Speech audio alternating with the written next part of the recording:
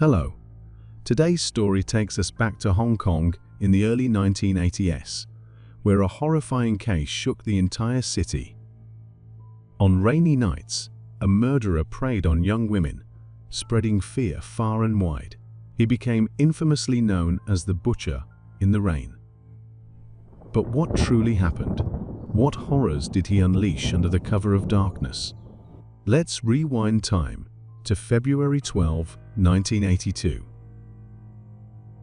It was a regular Friday morning. At the banks of the Gin Drinkers Bay in Shay Tin District, a sanitation worker began his daily routine of clearing trash from the river to ensure the nearby construction projects were not disrupted. As he approached Lei Yuen Bridge, he noticed a strange object floating on the water. Curious, he fished it out, only to be horrified. It was a decomposing human head. Overwhelmed with shock, the worker nearly fainted, but managed to run to the shore and call the police. When officers arrived at the scene, they immediately sensed the gravity of the situation. It was a grotesque discovery, unlike anything they had ever encountered in their careers. The tension was palpable, as the horrifying find marked the beginning of a series of dark and creepy mysteries waiting to be uncovered. The police couldn't hide their tension upon realizing that this was an extremely rare case.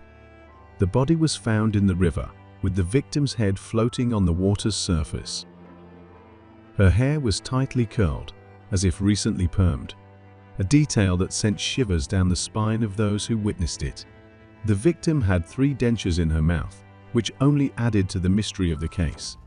Each ear had a round golden earring, a seemingly simple detail, but one that would become crucial in the investigation. However, the most striking feature was the severe disfigurement of the victim's face. Since the body had been submerged in water for a prolonged period, the facial features were almost entirely unrecognizable, making identification nearly impossible. Nonetheless, through features such as the hair and accessories, the police were still able to confirm that the victim was a woman. The police expanded their investigation to find more clues. Over the next 4 days, the investigation team searched nearby canals, rivers, and surrounding areas. They not only found the victim's upper torso and one arm, but also discovered a distinct tattoo on her arm. The tattoo depicted a sword piercing through a heart, with a bird perched beside it. This tattoo was an important clue, as tattoos on women were uncommon at that time, which helped the police easily identify and confirm the victim's identity. During the investigation, the police also discovered a yellow plastic bag about 200 meters from the crime scene. Inside the bag were several items, including some of the victim's clothing. This evidence indicated that the victim had been attacked before being thrown into the river, further raising suspicions that this was not an accident or suicide, but rather a deliberate murder. After the police released information about the tattoo, a middle-aged man and a young man soon came forward to report and identify themselves as the father and husband of the victim. The father confirmed that the victim was his daughter, Tran Phuong Lam, 22 years old, who worked at a nightclub in Sim Sha Tusi. She was married and had 2 young daughters and had been missing for about 10 days. The father described the tattoo and mentioned that his daughter had gotten dentures to improve her appearance. From this, the victim's identity was confirmed. Meanwhile, the investigation continued to uncover suspicious details. Phuong Lan and her husband had previously been having marital issues, and at her workplace, she was being pursued by a man known as 4 Eyes. This man wanted her to leave her husband and be with him. However, both 4 Eyes and the husband had alibis, clearing them of any involvement in the case. The last time Phuong Lan was seen was on February 3, when she left the bar in an intoxicated state and was helped by her co-workers to call a taxi. After that, no one saw her again. Trying to locate the taxi among thousands of vehicles proved to be an impossible task, which put significant pressure on the police. In the following months, several women went missing on rainy nights, causing widespread panic and fear among the locals. The investigation remained at a standstill until mid-August, when a surprising phone call from a photo shop employee changed the course of the case. The employee reported that during the process of handling photos, some strange images were discovered containing parts of human bodies.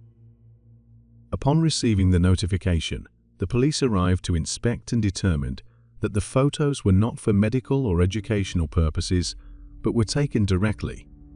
One of the photos revealed a reflection of a young woman, who was later identified as 17-year-old Luong Hu Tam, who had gone missing a month prior. The police immediately planned surveillance at the photo shop. Around 6 p.m. on August 17, a man in his 20s arrived to pick up the photos. After verification, the police immediately arrested him. Initially, he claimed the photos belonged to a friend who worked at a newspaper, but his story was quickly disproven and exposed. During the search of his taxi, the police found handcuffs, a knife, wires, and suspicious marks on the front seat. The dark secrets behind the rainy night disappearances were finally revealed. After the investigation, the suspect was identified as Lam Kor-Wan, a 27-year-old taxi driver who worked at night. He lived on Kwai Chiu Road with his half-siblings.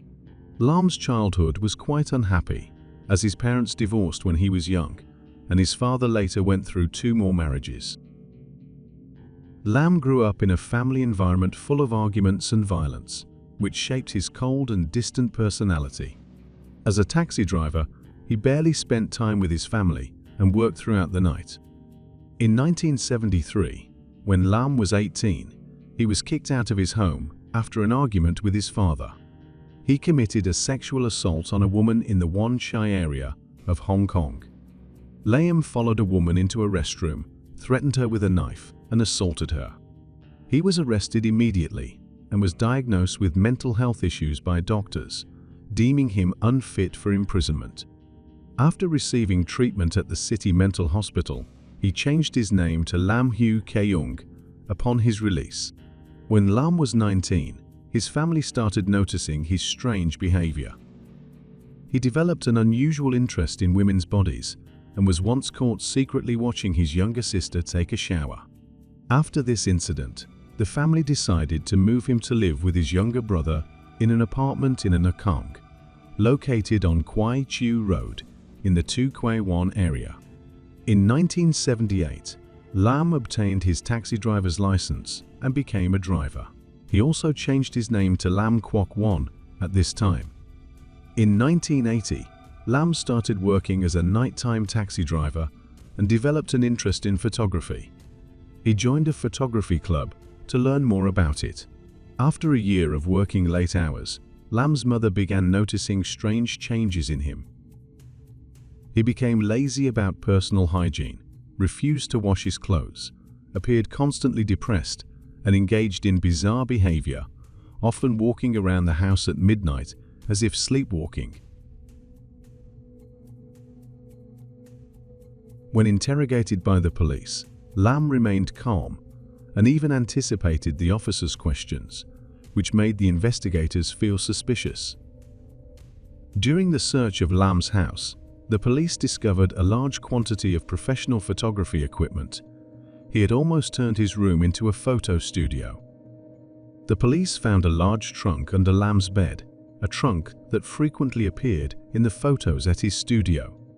They also found over 40 rolls of film, a red handbag, a pair of white shoes, and some surgical tools. When the investigators looked at a photo with a familiar heart tattoo, they realized that the case could be more serious than they initially thought. What shocked everyone even more was that the police discovered several plastic containers with open lids, emitting a foul, unbearable odor. On the walls, they also found hair and bloodstains from a woman. Due to the overwhelming amount of evidence, the police took 4 days to complete the search. Lam's father, Lam Vilak, and his half-brother, Lam Kor-Wan, were also arrested. However, despite finding multiple pieces of evidence at Lam's house, Lam denied his involvement during the interrogation. Shockingly, both his father and brother had no knowledge of his actions. When they discovered the terrifying traces in the house, they were deeply frightened.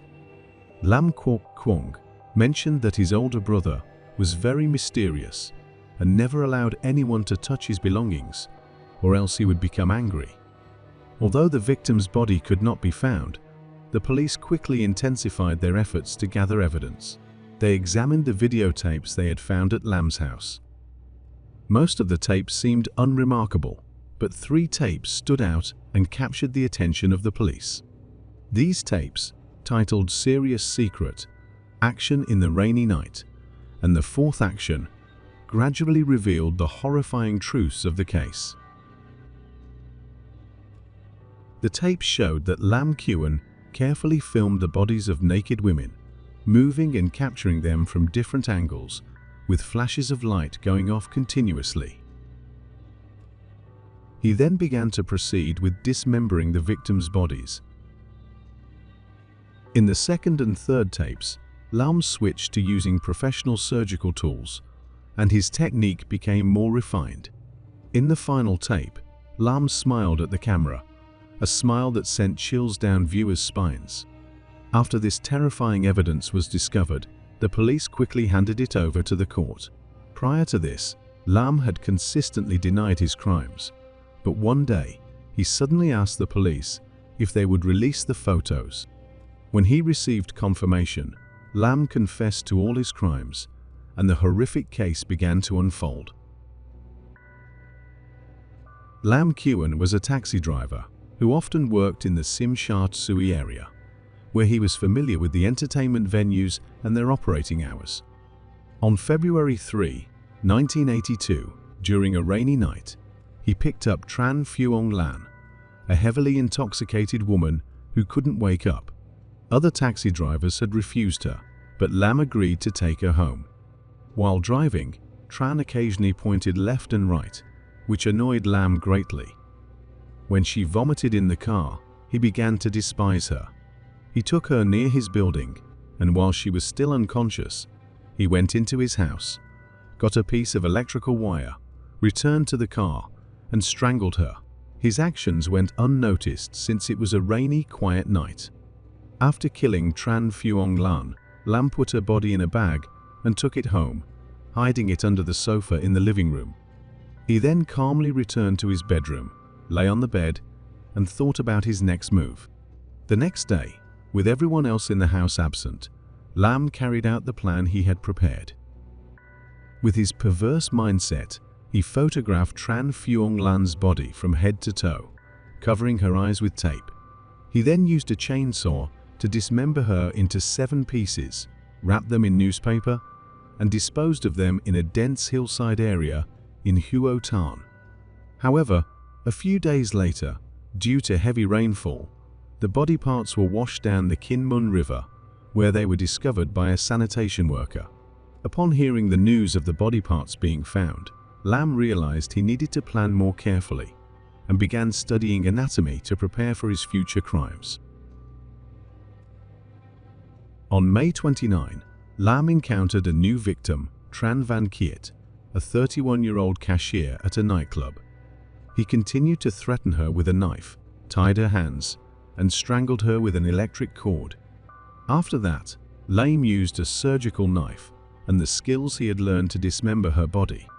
The severed body parts were soaked in alcohol, while the remaining pieces were wrapped in newspaper and placed in the trunk of his car to be disposed of on the hillside of Dai Kanha.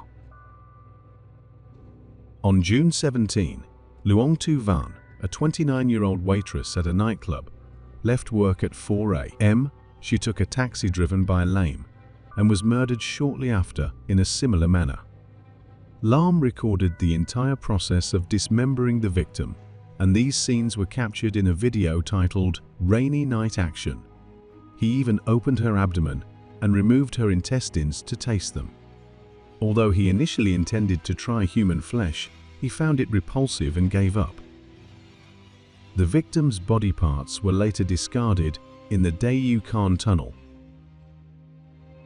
The fourth victim was a 17-year-old girl named Luong Hu Tam, who was a high school student. Although she had no apparent connection to the previous 3 victims, when the name Luong Hu Tam came up during the investigation, the suspect's demeanor changed dramatically. He became tense and even cried. He could not explain why he had targeted her, as his previous victims had all been nightclub employees. During the interrogation, the police uncovered a disturbing truth: he harbored not only a deep-seated resentment towards women, but also had twisted desires. His father had tried to arrange dates for him, but due to his difficult family circumstances, no girl showed interest in him. On the evening of July 2, after attending a graduation party at the Sheraton Hotel in Jiao Thui, Luong Hu Tam decided to take a taxi home instead of her usual subway ride. As soon as she got into the cab, Lam began to observe her, a habit he had developed over time. He noted that she wasn't particularly young, dressed modestly, and showed no signs of intoxication. They chatted about various topics, including school, family, religion, and spirituality. Although he felt a connection and admitted to having feelings for her, Liam had no intention of harming her.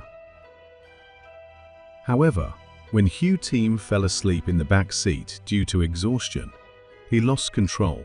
In a moment of weakness, he used a cord to attack her. Unlike his previous victims, this time he violated her body after she had died. He later admitted that this was the only time in his life he had experienced such an act. Based on his confession, he marked the location where he had hidden her body on a map and led the police to the scene. Authorities mobilized over 140 personnel to assist in the search, ultimately discovering 2 bodies in bags. The remains were largely intact, with only the chest and genital areas mutilated. On March 3, 1983, 6 months after his arrest, the case of Lam Kor-Wan was heard at the Hong Kong Supreme Court. The jury, consisting of 7 men, was presented with a vast amount of evidence, including 696 pages of witness testimony, 1,500 film reels, and 98 photographs. The trial attracted a crowd of reporters and citizens, eager to see how the case would unfold and how Lam would be sentenced. During the trial, a heated debate arose over whether Lam acted intentionally or by accident. The prosecution presented strong evidence, leaving Lam with little room to defend himself.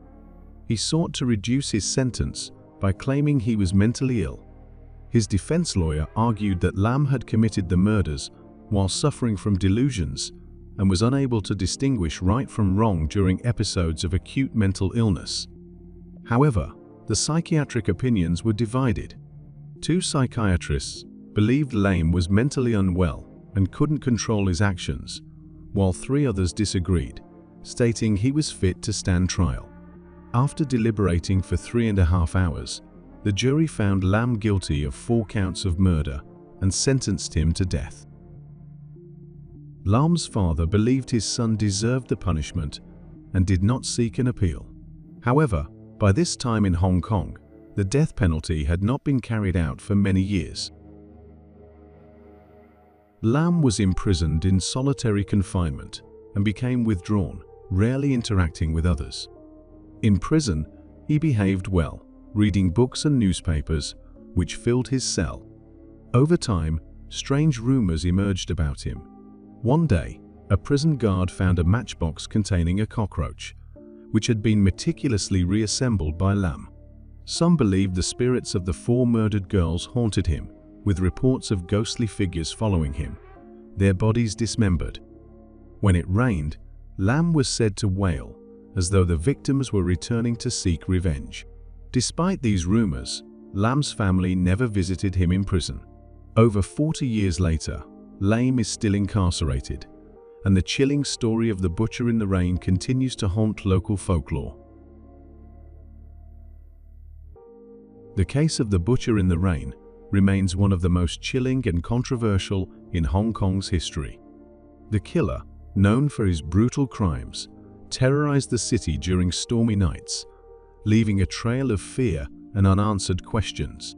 His identity was eventually uncovered, and he was sentenced to death, but the true extent of his motives and the horrors he inflicted continue to provoke intense debate.